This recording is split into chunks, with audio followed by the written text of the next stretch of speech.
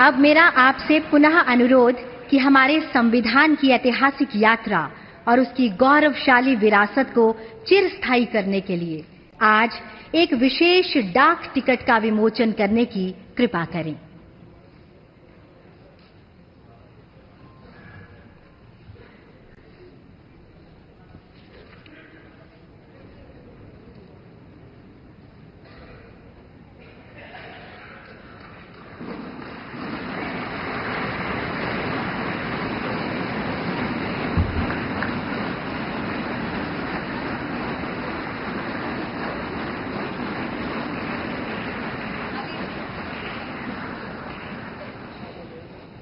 यह डाक टिकट संविधान की उन मूल भावनाओं का प्रतीक होगा जो भारत को एकजुट करती है और हमें आगे बढ़ने का मार्ग दिखाती है।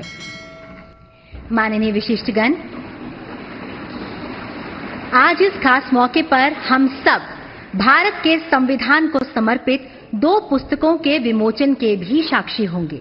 अतः माननीय राष्ट्रपति जी, आपसे सादर अनुरोध, कृपया इन पुस्तकों का विमोचन करने की कृपा करें। सर्वप्रथम पहली पुस्तक है भारत के संविधान का निर्माण, एक झलक।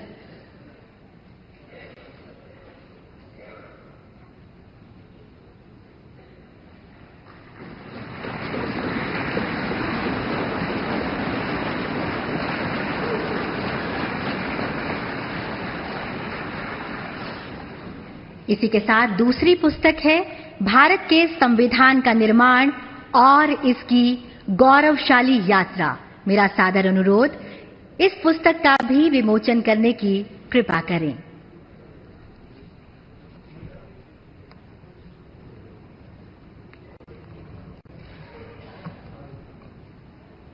ये दोनों पुस्तकें अंग्रेजी और हिंदी दोनों ही भाषाओं में उपलब्ध हैं।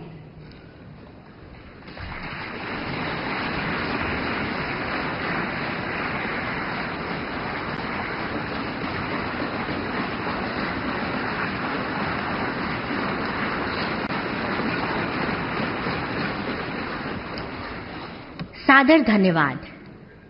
संविधान में अंकित चित्रों से भारत का अंतर्मन झांकता है। अतीत की हमारी गहरी जड़ें, समृद्ध विरासत, ज्ञान का व्यापक विस्तार और सभ्यता का सुंदर स्वरूप इन चित्रों के माध्यम से सामने आता है। संस्कृति, परंपरा की वे गहरी कड़ी आज भी अक्षुण्ण है, उतनी ही जीवंत है, उतनी ही प्रेरणादायी भी। अतः आपसे सादर अनुरोध, भारत के संविधान की कला को समर्पित पुस्तिका का विमोचन करने की कृपा करें।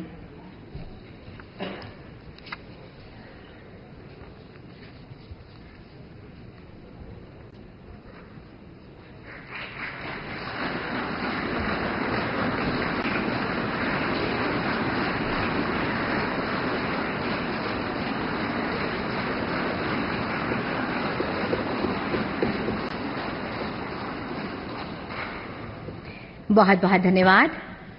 भाषा नाम जननी संस्कृत भाषा, अर्थात संस्कृत भाषा सभी भाषाओं की जननी है, हमारी सांस्कृतिक और बौद्धिक धरोहर का प्रतीक भी है। इस गौरवपूर्ण क्षण पर माननीय राष्ट्रपति जी, आपसे सादर अनुरोध है कि संस्कृत में भारत के संविधान का विमोचन कर इस ऐतिहासिक क्षण को इतिहास में स्वर्ण अक्षरों से सदा के लिए अंकित करने की कृपा करें। संविधान के अंगीकार होने की 75वीं वर्षगांठ पर अब संस्कृत में भी उपलब्ध भारत का संविधान।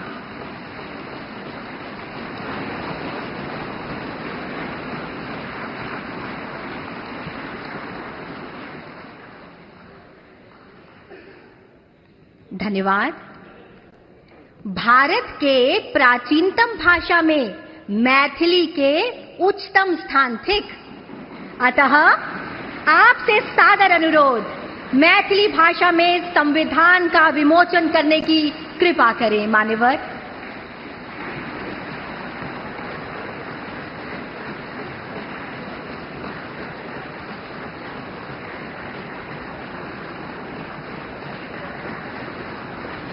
भारत की सभी भाषाओं का सम्मान और मैथिली में संविधान का विमोचन।